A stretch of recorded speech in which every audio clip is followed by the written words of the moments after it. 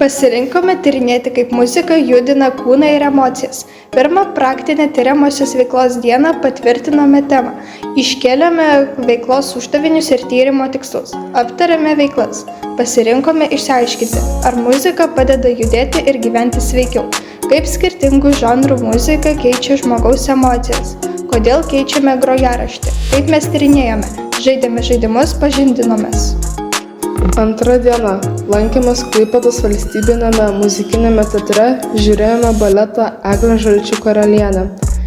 Ieškojome ir radome informaciją apie Klaipėdos muzikinio teatro susikūrimą. Aiškinomės, kokių profesijų žmonės kuria muzikinius spektaklius, ką jie daro. Sužinojome, kas dar nežinojo, pasakos Eglė žalčių karalienė siužetą. Vykome į teatrą, mėgavomės baletų ir nuostabių teatro interjerų. Savarankiškai tyrinėjome ir ieškojome atsakymo į tyrimo klausimus. Rengėme pristatymus pasirinkta tema apie muzikos įtaką judėjimui ir emocijoms. Apsilankėme Klaipėdos regos ugdymo centre. Tyrinėjome savo pojūčius, pažindinome, kaip silpnaregiams kasdieniniame gyvenime padeda klausa ir aplinkos garsai.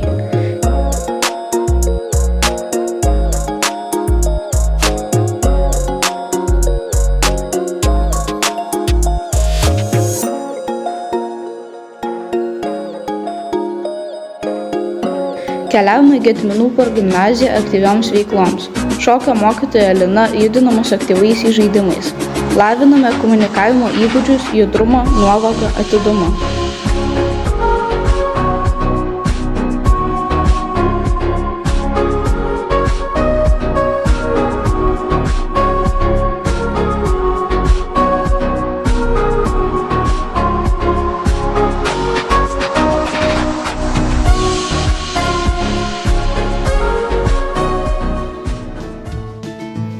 Vykome į Klaipėdos etnokultūros centrą etnomuzikavimo patyrimui. Klausėmės ir patys pagrojome lietuvių tradiciniais instrumentais. Mokytojas Alvydas papasakojo, kad žmonės iki atsirandant muzikos įrašams išreiškia emocijas iš gyvenimų dainuodami dainas, grodami instrumentais.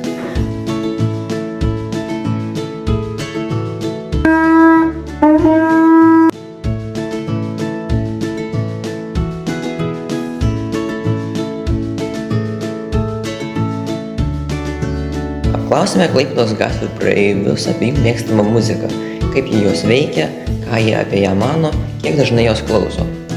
Vėl lankėmės Klaipėdos valstybinėme muzikiniame teatre ir ekskursijos metu ten sužinojome, kas vyksta spektaklio metu žiūrovui nematant. Kostiuminė ir kostiumininkės, 3 aukštų scenos dekoracijas keičiantys liftai, speciali scenos danga šokėjams ir rankomis kurtas salės sienų molio dekoras. Sužinojome, kodėl akustika yra svarbi muzikantams ir klausytojams. Pristatėme savo 3 dienos tyrimą. Apdorojome 5 dienos klaipėdiečių apklausos rezultatus informaciją. Aptarėme praktinės tyriamosios veiklos tyrimus ir patyrimus. Parengėme pristatymą. Suformulavome išvadas. Patyriminės veiklos dienomis judėjome nuo vienos veiklos iki kitos. Išvada. Norint patirti muziką gyvai, reikia ir pajudėti. Nueiti iki renginio patyrimo vietos. Kol judėjome po miestą, norintis klausėsi muzikos. Didino motyvaciją, palaikė judėjimo tempą, sustiprino savo emocijas. Kaip filmuose muzika padeda žiūrovui jausti tai, ką jaučia veikėjai, sustiprina emocijas, įtampą, baimę, liūdesį, meilę, padeda sukurti tam tikrą laikmečio vietos ar aplinkos atmosferą, taip ir kasdieniame gyvenime keičiame savo grojaraštį pagal tos dienos nuotaikas, norėdami jas pastiprinti ar nuslopinti.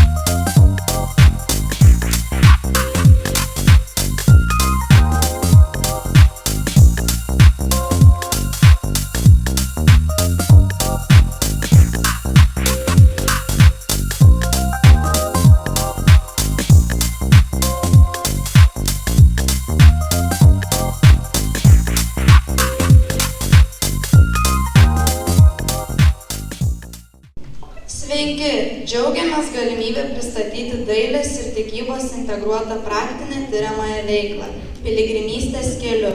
Programą paruošė mokytojas Rita Labrininkovienė ir Lina Maurienė.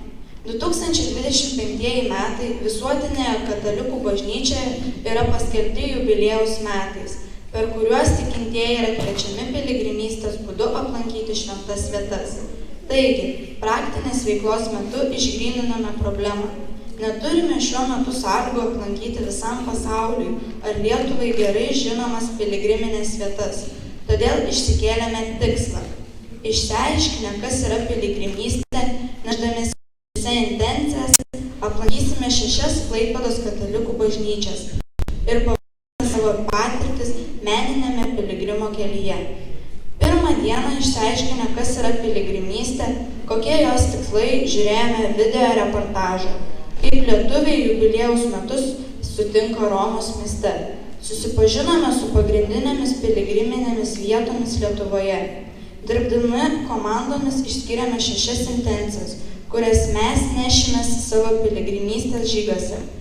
Pasigaminome piligrimo korteles, kad nuvykę į Klaipėdos miesto katalikų bažnyčias gautume antspaudą patvirtinimą, jog tikrai aplankėme šventovės mūsų mieste.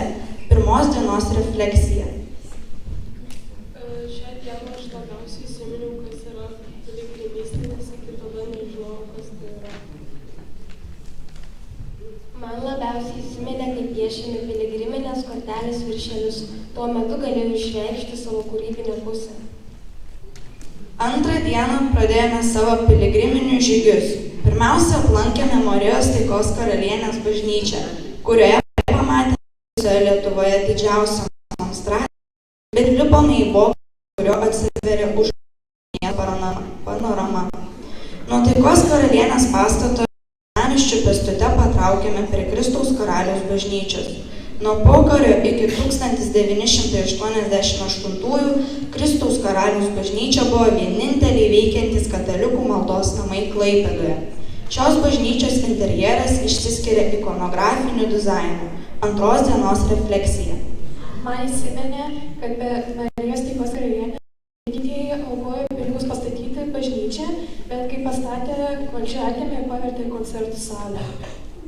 Kristaus karaliaus bažnyčia didelį įspūdį paliko pagrindinės durys, kurios sveria apie 800 kg. Trečią dieną namuose turėjome savarankišką užduotį – meniškai nupiešti pasirinkti bažnyčią ir keliaujantį save. Darbus vėliau pristatėme mokytojams. Trečios dienos refleksija. Šios dienos užduotyje lengviausia buvo pasirinkti bažnyčią, kurią piešino, o sunkiausia ją nupiešti.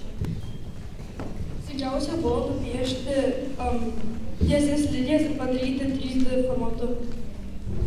Ketvirtą praktinės tiriamosios veiklos dieną pradėjome žygiu artimiausią mūsų parapijos Švento Brunono Kvergždiečio bažnyčią. Šie maldos namai yra naujausi Klaipėdoje. Brolis Pranciškonas ne tik papasakojo bažnyčios įsteigimo istoriją, bet ir parodė Švento Pranciškų, Švento Antano bei Švento Brunono relikvijas. Iš Brunono bažnyčios patraukėme į pietinėje miesto pusėje stovinčią Švento Juozapo darbininko bažnyčią. Joje kunigai leido iš arčiau apžiūrėti bažnyčios priekį, kur dažniausiai vaikščiojo tik kunigai ir patarnaujantys žmonės. Matėme palaimintojo Teofiliaus Matulionio ir Švento Peregrinį relikvijas.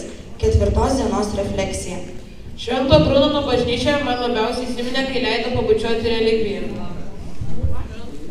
Švento Juozapo bažnyčia man labiausiai patiko susitikimas su kunigu. Penktą dieną keliavome į šiaurinę Klaipėdos pusę. Mus priėmė Švento Kazimiero ir Pranciškaus Asyžiečio bažnyčia. Švento Kazimiero bažnyčia užbūrė savo vitražų gražumu, o Pranciškaus Asyžiečio kameriniu jaukumu. Eidami į šios dienos žygius nešėmės intencijas širdyse už jaunimą ir ligonius. Penktos dienos refleksija. Ta diena man įsiminė istoriją, kad ilgą laiką šiaurinė Klaipėdos dalis neturėjo bažnyčios ir žmonės rinkdavosi melstis į butą, kuris buvo 9-aukščiame name. Šventojo Pranciškaus bažnyčioje labiausiai įsiminė lubos, kurios atrodė kaip apvirsta valtis.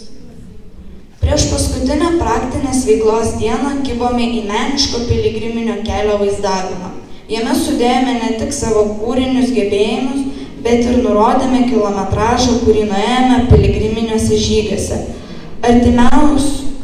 Atmintimui pasilikome gamintas piligriminės korteles su bažnyčiose gautais antspaudais. 6 dienos refleksija.